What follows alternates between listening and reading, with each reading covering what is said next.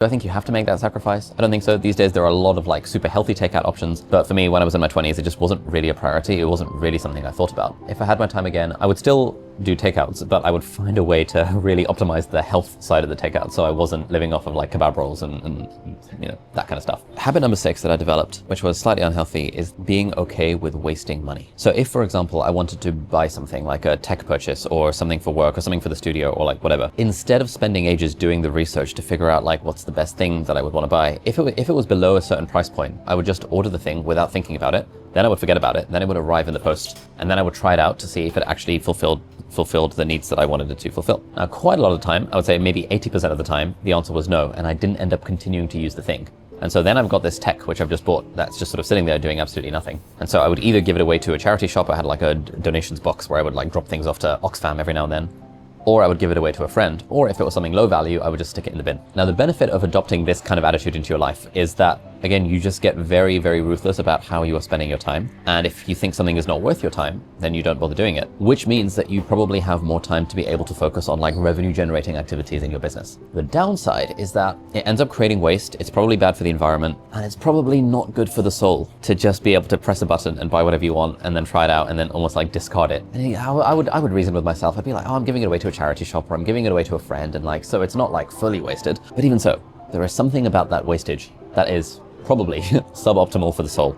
And so that was like the cost I paid for having this attitude of being okay with waste. It's something my wife and I clash about to this day. She's very anti-waste.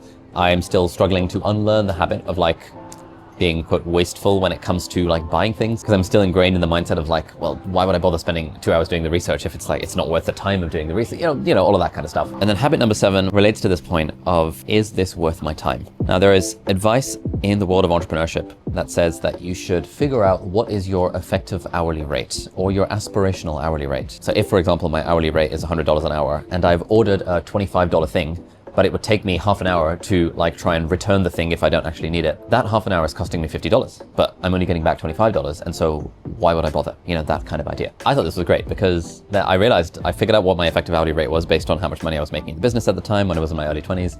I figured out what my aspirational hourly rate was, which was a lot higher than that.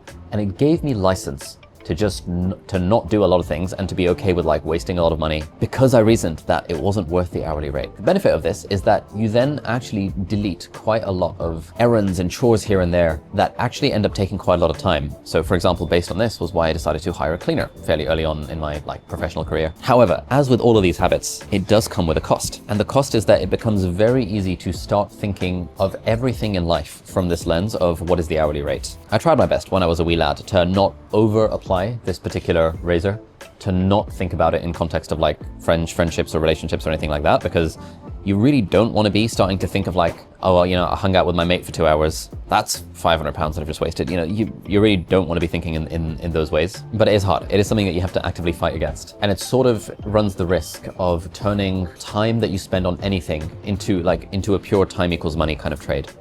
And then when you start running this calculation, you're like, is it really worth me, I don't know, reading a book for half an hour because like, you know, that's 250 quid. Is it really worth me driving all the way to see a friend because make the driving time? So can I be productive in that driving time? Or do I really want to go? It's kind of far away. I could be working on the business instead to earn more money. And so even this is, I think, a good habit, and I certainly wouldn't change it if I had my time again. Like with all these habits, it can be a double-edged sword that's worth keeping in mind if you're going to start adopting that kind of philosophy into your life. Now, ultimately for me, all of the habits that I've talked about here actually did end up serving me. They allowed me to build a business while I was in med school, and then later build a business, grow my YouTube channel while I was working full-time as a doctor. And all of that has allowed me to become financially free and be able to kind of do what I want and live a life that I love. So I don't regret any of that. However, one thing that I've realized is that these sorts of habits, I think, are useful for a season, but they're not very useful when you apply them to your whole life. And the habits that help you get rich seem to conflict, from what I've learned, with the habits that actually lead to a happy, fulfilled, and peaceful life. It's very useful to constantly value your time and never do anything that's beneath your hourly rate. when you are trying to build a business. But man, if you're trying to run a household, if you're married and you have a wife and you have a child and like stuff in the household needs to be done and you're running everything by that calculation of like, is this really worth my time? Takes you to places that you don't really want to get to in your relationship. When I speak to entrepreneurs who are much older than me, like in their 50s or 60s or whatever, almost all of them say that like, it's okay to take a break on the weekends. And in fact, it's a good thing because like it helps you come up with more creative ideas and it helps you rejuvenate you and rest and all that kind of stuff. Like no one who is in their like 50s or 60s that I've spoken to about this says, even once you've made it, you're still like grinding away on the weekends and stuff, even while you have like a wife and a kid. It sort of feels like the muscle of being productive and grinding away on the business is like, for me, that muscle has been overtrained. So it's sort of like unlearning that is not as straightforward as I would have thought it would be.